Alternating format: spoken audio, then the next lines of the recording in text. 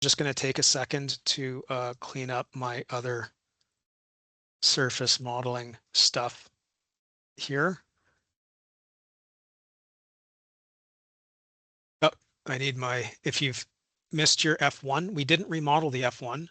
There were no drill hole intercepts on the F1 surface. So you might need to grab that one out of that exercise 13 folder. But basically what we'll want to move on is just make sure you have those three surfaces, F1 and the updated hidden and mill rock surfaces.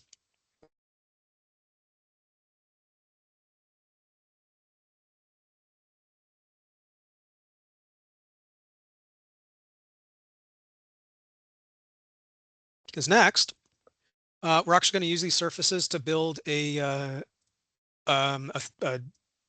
geological block model or a layered model.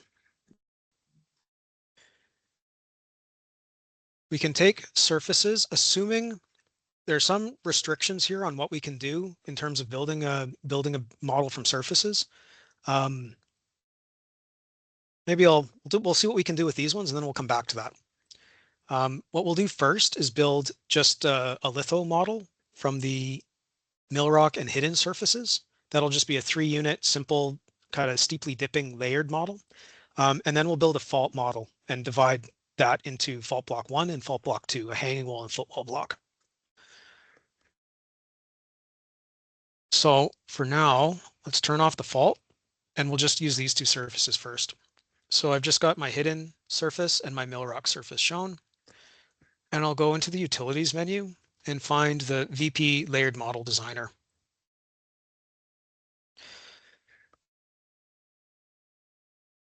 This isn't necessary. These VP models were not necessarily developed for geologists. They were developed to run constrained geophysical inversions. However, they're a tool that we have in GA that we can use to build a layered model from surfaces. So they're nice to use for this. The difference between this and a rectilinear block model is that our cells are actually vertical. They're vertical prisms. VP stands for vertical prism. So essentially we'll go from the top of the model down to a contact, and that entire distance gets assigned one lithology. Then from that contact down to the next, and so on and so on. So the restriction there is that if we have really complex geometry, overturned recumbent folds, we can't easily differentiate between unit 1, unit 2, and then back to unit 1. So there's a challenge here in representing something like an intrusion that's cut off at depth, or something overturned. That's a restriction on it. That being said, we can still do quite a few neat things with it. And we can use it here to build a model of these surfaces and the faulted area. So we'll set up our model extents by looking down from the top and selecting this draw outline button. And we'll try to draw an outline that just kind of, we don't need this area, beyond where the mill rock surface is truncated. We just kind of need something like this. That'll give us an outline, and then we'll just want to mount this guy to a topography. So it starts at surface and projects down. We do not need the model base to extend to 25,000 meters. So we'll change that to minus 1,500. Tick on surfaces and grab your hidden and mill rock surfaces and drag those into that surfaces combo box. Give this guy a name. We can call this VP Litho, and then click create. I missed one. Prism size should be set to 25, not 10. This will build a 25 by 25 block model out of this. Okay, so if you went ahead with that, you can get rid of that litho model that you created. Just go delete. And then with this window still open, change prism size to 25 by 25. Then click create. And that should take a little bit shorter. So I'm just going to take this window off to the side but leave it open for now. Because I want to take a look at this. This guy has a unique little icon here for vertical prism model. And if I expand it, it's got several properties on it. The main one here we want to look at is unit. And those units take names from the surfaces we used, except for the VP basement, which is below the bottom. Technically, this one is Blue Lagoon. And we can quickly rename these ones here too. So just to check that everything kind of looks nice. Oh, and I'll change that color there too. We can plot ISO values on our VP model and just go through the units. So with ISO values ticked on, you've got your layered model selected, pick hidden. We should see those hidden grid cells populate, display on the screen. Oh, and we'll check mill rock. And finally, that Blue Lagoon surface. The unknown cells are above the topography, so we don't really need to worry about those. We do see these funny effects on these VP models. That's okay. We're going to trim that off when we convert this to a block model.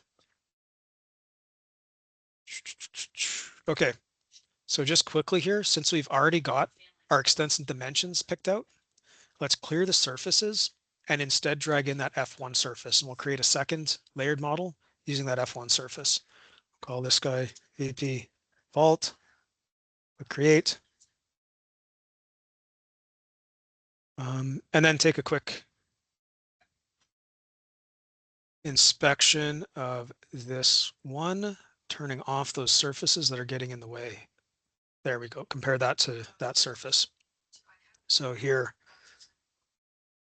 F1 hanging wall is in gray, and the foot wall is in green. And we can do the same visual check using those ISO values on the hanging wall and foot wall blocks. They should run right up to the surface. You can kind of get an idea of how a vertical prism is different than a block cell by clicking cells and picking through these and seeing that it's really just a vertical top to bottom cell.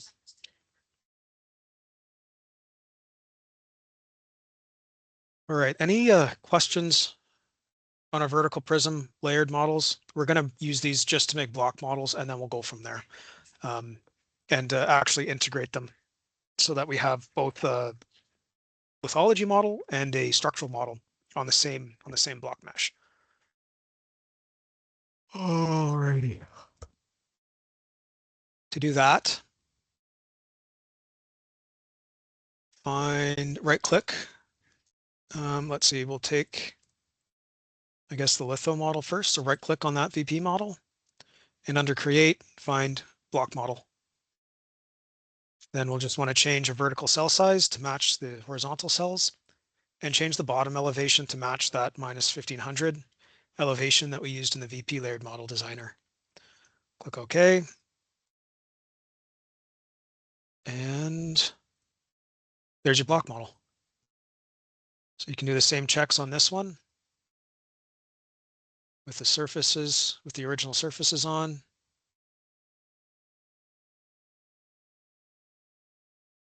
Check your ISO values, unit,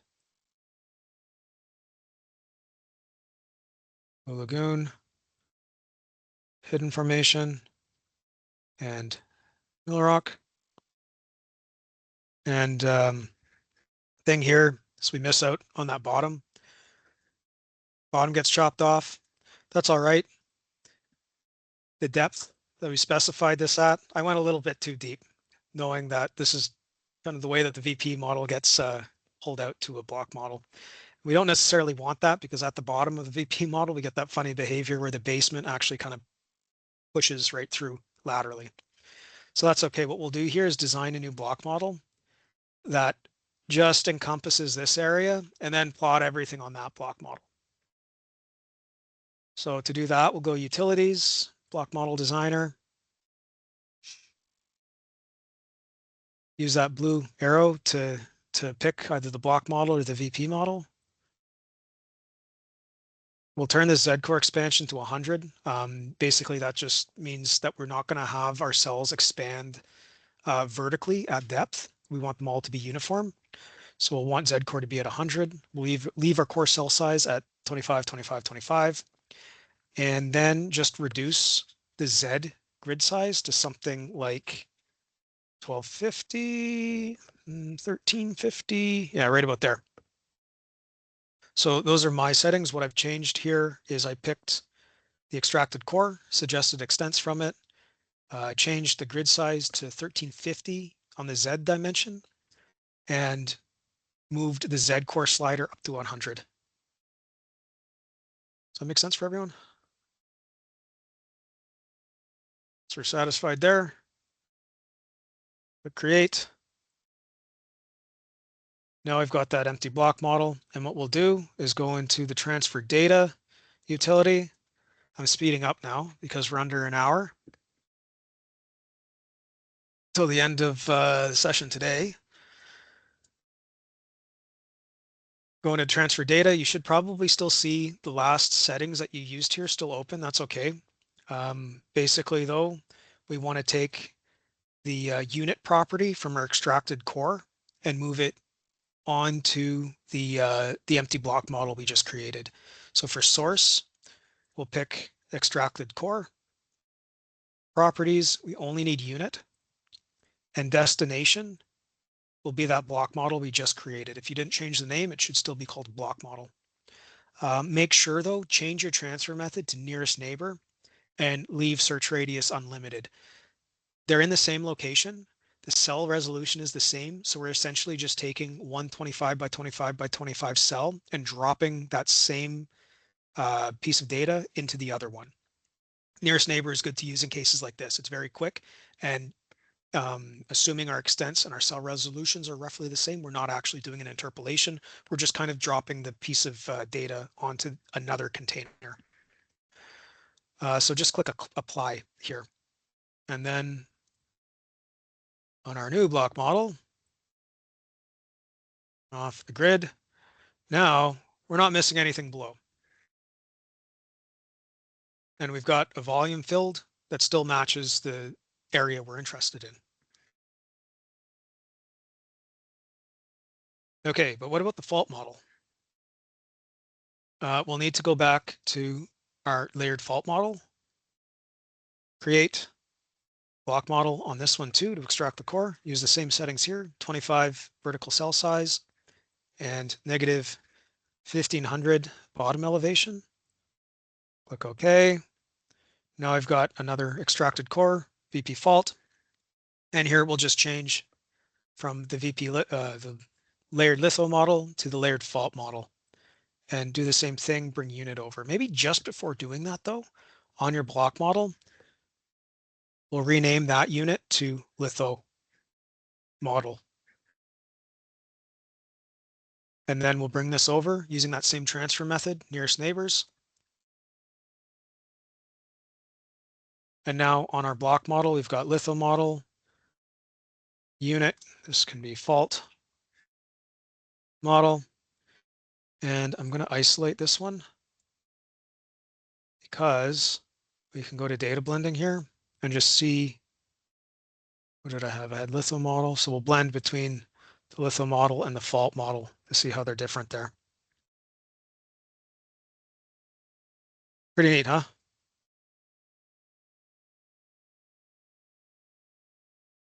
So at this point, since we've kind of broken out two domain systems. We have a set of litho domains, 3, and we have 2 structural domains.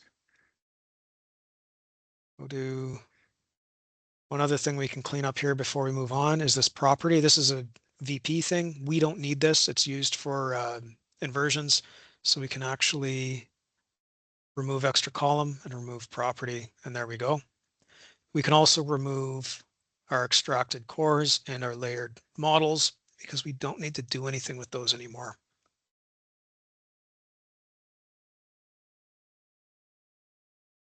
Okay. Got 40 minutes left, and the next thing I wanted to do is bring in some more drill hole data because I've got some downhole geochem and some downhole geophysics, some magnetic susceptibility. And the idea here was to bring those in and see where we can map our geochem and our mag sus to these domains that we've broken out. So let's look at yes, one more thing before moving on. For anyone who needs to get caught up, you can bring in the completed block model there from the exercise 17 folder. There's another GeoH5 file in here. You can drag and drop this right in and bring that in to get yourself caught up. The next thing we're going to do is update our existing drill hole groups. So let's plot those drill holes on the screen again. View all. And also see here how those colors actually correlate now with the model that we've broken out. That's a good sign, meaning that the model that we produced is based somewhat in reality. Looking at the geology logs. Geology logs are never really this simple in real life. Not going to find too many projects where you can break things nicely down into 3 bins. You more like 25 maybe. But it's a good start.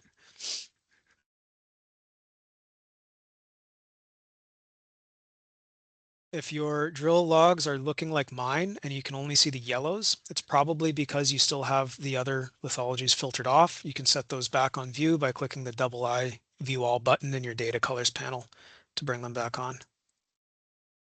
Okay. So we don't need to re-import these drill holes to bring in new interval tables. We can update them. We can do that through the file, import, ASCII drill holes menu again. This time though, I'll pick update existing drill hole group and we'll select the only one in the project. And we'll go browse on interval log files and search to your exercise 18 folder and grab Geochem. Geochem belongs in the interval log section. Do the same thing for point log. And here you want to bring in mag. So you should find Geochem under interval log and point log and mag under point log. And click OK, and we'll see these same windows again, trying to walk through the importer here. So we've got a few more properties here than we had in our geology. We've got a set, our 3 metal set, copper, lead, zinc, and then we've also got a set of oxide percentage values. Okay, to move on. And then on our mag, we just have point depth mag sus readings. Click OK to bring that in. Now, let's cut a section on FFS 49. So I'll set my view to the top again. FFS 49 is right here. So let's cut a section on that one. Same way we did before, pressing X, drawing our line from around the toe of the hole up through the collar. And if we need to here, we might need to apply that slicer to everything. So I right-clicked on my workspace. When you bring in more objects after creating a slicer, that slicer is not applied to the new objects that have been imported or created. So we're starting to see things like, hey, why is my slicer not being applied to this? You might just want to apply it to everything by right-clicking on your workspace and applying the slicer there. So I'm working with slicer 3. You may have something different. You might be working with quick slicer. That's okay. Pick whichever slicer you see here. That gives you something like, you expect to see. Okay, so I made that slice. I'm going to look at that. There we go. Look at that from the direction I want to. And then on my model, I'll turn off U, V, and Z sections and just turn on the arbitrary section, then align it with the slicer. We did this with the magnetic model. earlier to compare those downhole mag-sus values to what was in the inversion model. Okay, and the reason we want to do that is to see how the imported geochem values compare to the domains that we've broken out. So we'll color by copper first, of course, fixing the color mapping. That looks off. So it's very skewed distribution. We've got a handful of samples right up around 40%, but most of these are very low. So let's set our color scale. We've also got some zeros in here, which is somewhat problematic, but we're going to ignore that. So we'll set our maximum here to, let's say, 500, then click apply to see how that looks. It's a bit better. I can see that I've got pretty cool values down through here, except for this one higher grade area. And I've got some yellows up through here, but what actually are those yellow values? Are they economic? They are not.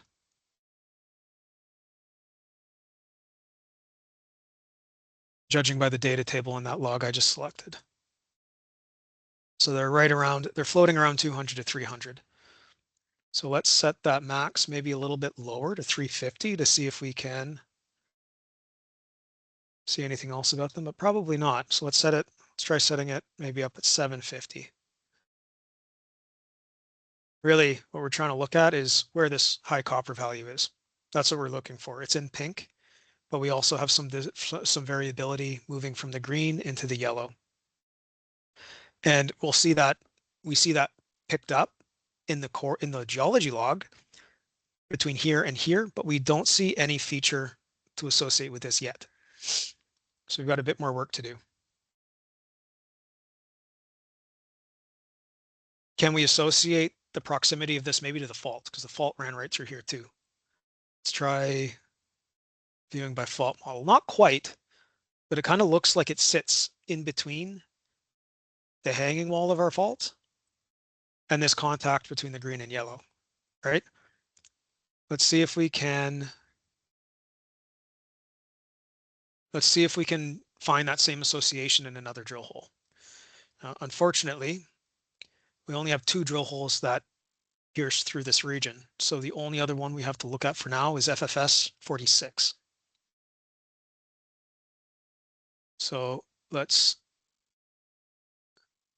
turn off our slicer. Rather than that, we can actually keep looking at our slicer here. Just keep walking until we find FFS 46 appear. And then maybe just tweak the thickness a little bit or the placement slightly to see that. Now here, that high grade zone is sitting right on that contact. How close is the fault?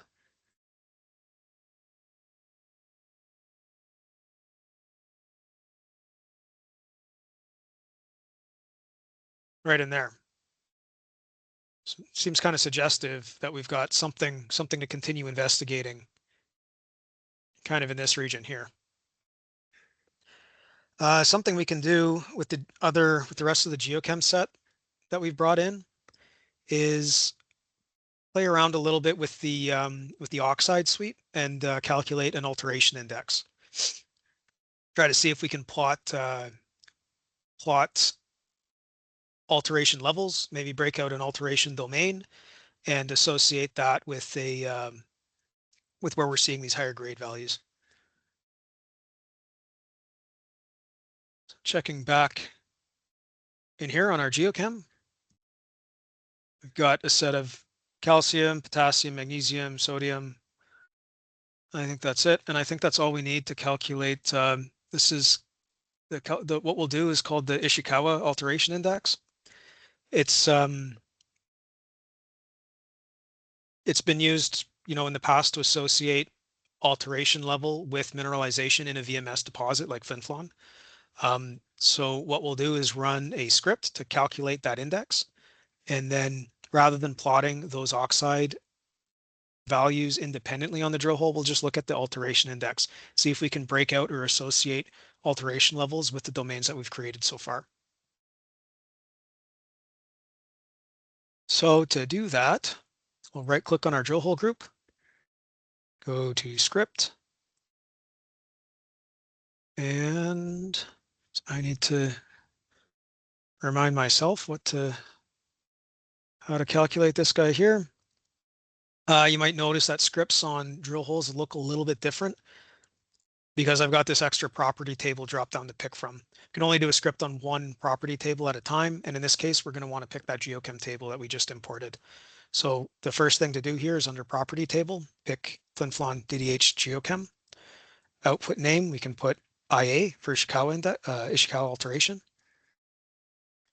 And the script is going to look like 100 times using an asterisk.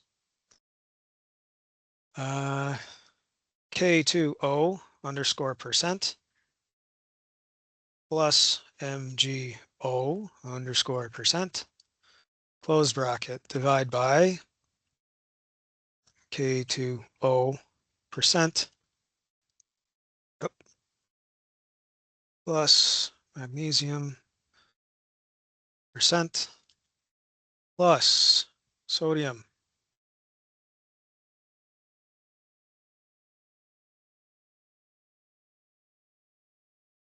plus calcium. That's it. Close bracket. I'm going to leave that up there just for a minute for anyone who's still following along and typing that in. Essentially, we're just looking at a ratio between potassium and magnesium alone versus the sum of those and sodium and calcium, which paints us a picture of how altered our rock mass is.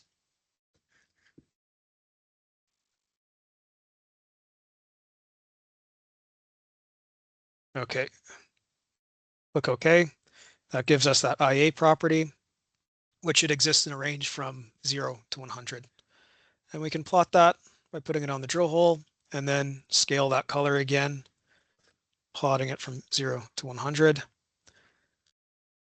And there you go. I can make that a bit more significant by scaling by it.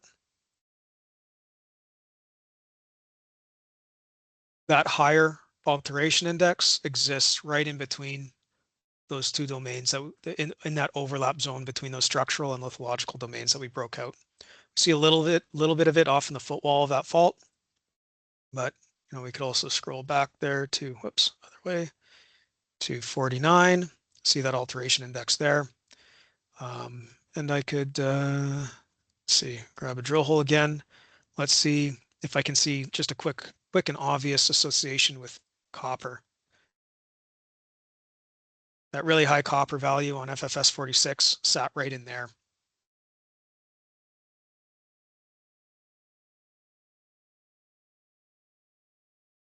And in here, scaling by copper again. Oh.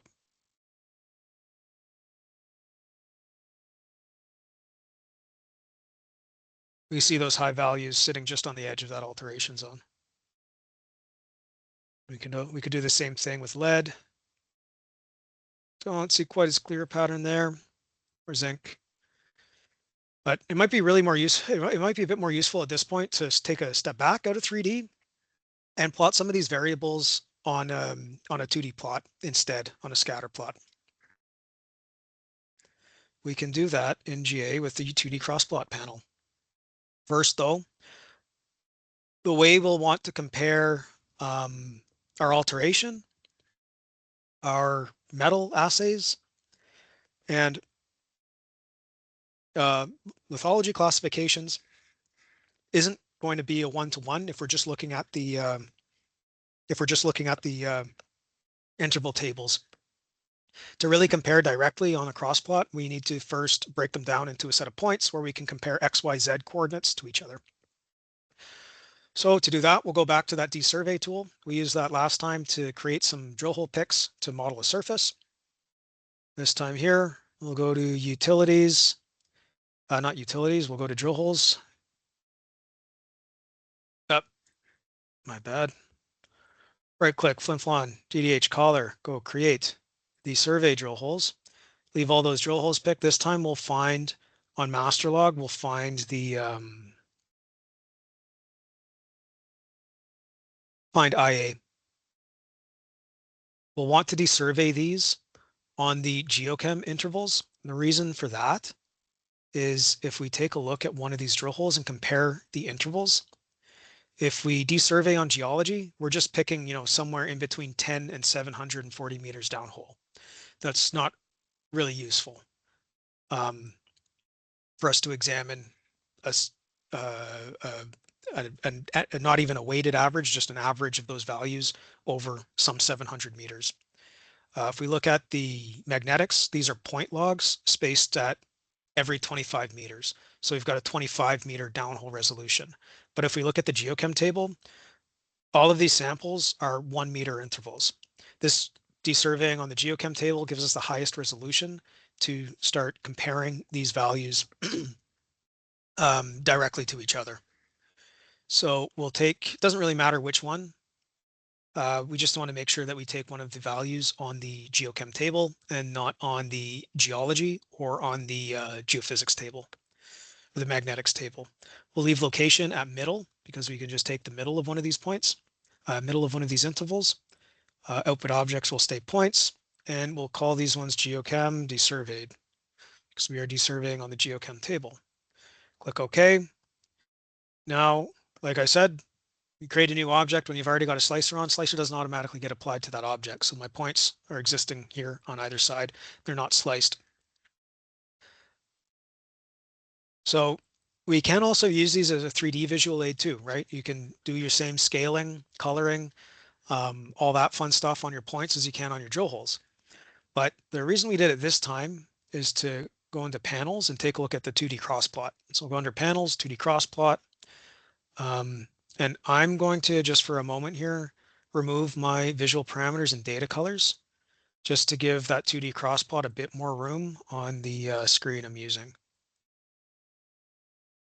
Okay, and in my viewport, what I'll do with my visual parameters instead is drag it off to my other screen because I want to turn these sections back on, that model for a second, and turn off the slicer. Okay, because I'm still pretty curious about this sort of dark yellow region that we were examining between the hanging wall of that fault and the contact between the green and the yellow. Okay, so for a cross plot, we're going to want to take a look at that those geochem points that we just created from the drill holes. Drag those over into object.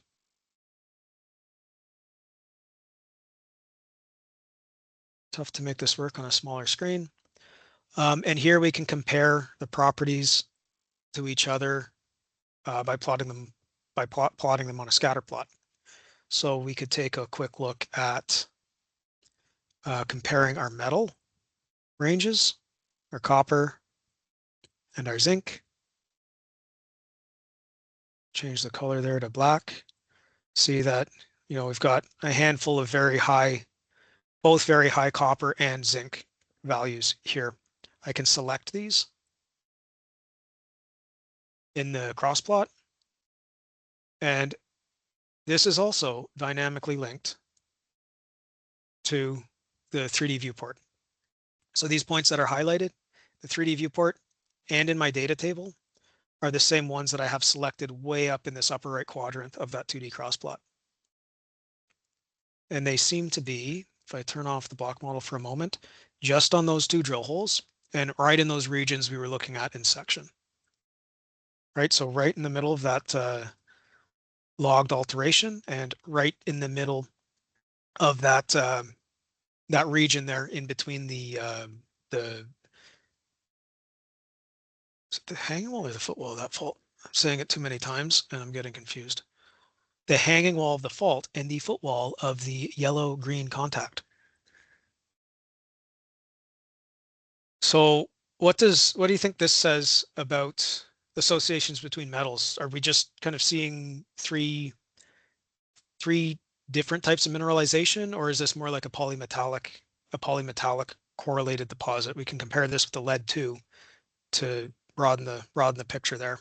We're kind of seeing the same thing right up there in that right hand quadrant. It's tough to see because they're selected in yellow, but those are the same values that plot really high in high economic grades on lead as well. It's more like polymetallic. Yeah, exactly. Quick hint,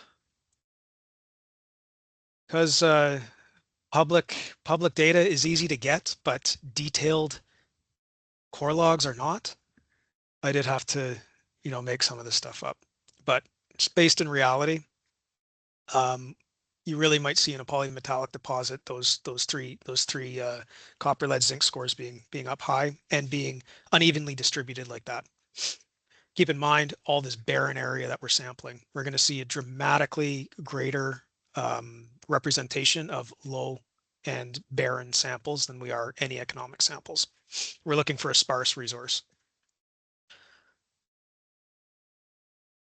Okay, the other things to look at. Right, we calculated that alteration index. We can color these by it. Doesn't really give us a whole lot for plotting metal versus metal because of that uneven distribution. But what might help is coloring by copper and plotting our alteration. Don't really want to plot IA by lead. There we go. So I'm going to reset to deselect the points so that they're not showing up in yellow anymore. There we go. And fix the axes here.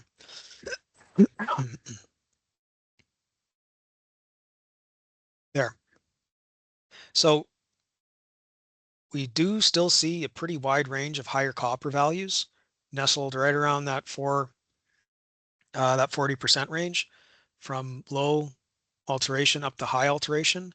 But these seem to kind of tail off as we drop in alteration index. I'd say like our main cluster of higher values we're looking for sits kind of right in here between 60 and probably about 85. Of course, since all our high copper values correlate with those two regions, that's where they're going to correlate. That's where these selected values are going to plot as well. One other thing we haven't looked at here, though, is that MagSus. Polymetallic deposit like this, that might be a pretty early thing we'd look at, is how magnetic is the ground where we're exploring. So let's try alteration index versus our MagSus. And there we get a bit more of an interesting picture. I've still got these data colored by our copper. We're seeing those higher copper ranges still kind of hanging out on that lateral band there. But we've got a better population break. These kind of moderate, maybe I don't have the copper values shown on the tooltip, but we can pin it on the data table right here. So sort of that 200 to 300 range kind of floats in around here at 40 to maybe 65%, 65 alteration index. And we see kind of a funny gap here that might correspond with some of these values plotting way up in the upper right, your high MagSus, high alteration, but there's still some sort of more barren values up here as well.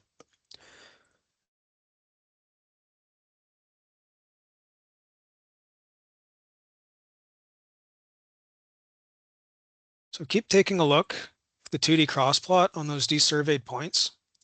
So we've got about 15 minutes left today. But the next idea here is using the relationships that we see here to better domain that model. Like, would it be reasonable here to break out an alteration domain? Would it be useful to, if we can draw kind of a upper and lower bound around that alteration, around that zone of alteration? Can we do it with something we already have? We already have a structural model and a lithological model. Can we use one of those to register boundaries on that alteration model? Oh, but I think overall I'm going to leave it there. Basically, if you want to come back to about this point, all you'll need to do is import those drill holes, right, from exercise 18. Run that Ishikawa alteration index that you can do. I'll take a screenshot of that script and then desurvey the holes, desurvey the drill holes on something on the geochem table, and then you'll be able to pick that. Let's just put this out of the way. I'm kind of just struggling putting this and the viewport on my smaller screen. So I'll make this put this at the bigger one. Desurvey those drill holes, and then you'll have those values you'll want to start plotting in that 2D cross plot. What was I going to do? Just going to take that script and take a quick screenshot of this. So you can't see the whole thing in that. Maybe actually you can if I just do that. That'll do it. Because I didn't give you guys any notes on how to actually run that script. So I'll give you that image in case you do want to come back to this and do it at some point before tomorrow morning.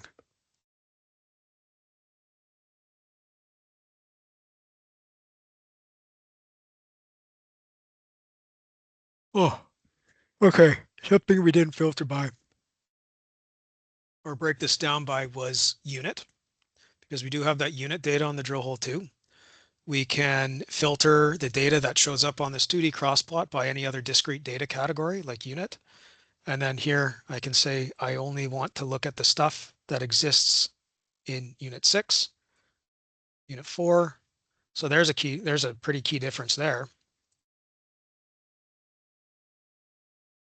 The number 4 hidden formation has a significantly different alteration and magnetic signature than number 6. But number 6 has those more broad, that broader population reaching up into the right quadrant and the higher copper values. That's where we wanted to go with that. Okay, yeah. And then questions to leave off. How can we use these associations to develop some criteria to look for more higher grade hits like the ones we're seeing here? We want more higher grade copper. We want to drill where the mineralization is, without risking stepping out beyond its edges. So that's some thinking stuff to go along with looking at the 2D crossplot and seeing where these higher values lie spatially, and how they correspond with the other properties and data sets associated that we can look at in the 2D crossplot. And I am starting to get a bit tired of talking. To be honest, my mind is starting to run away from me, so I'm going to turn the recording off for today.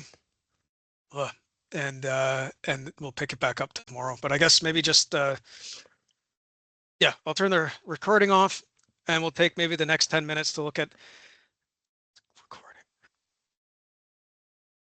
Stop recording. Okay, and we'll take the next 10 minutes just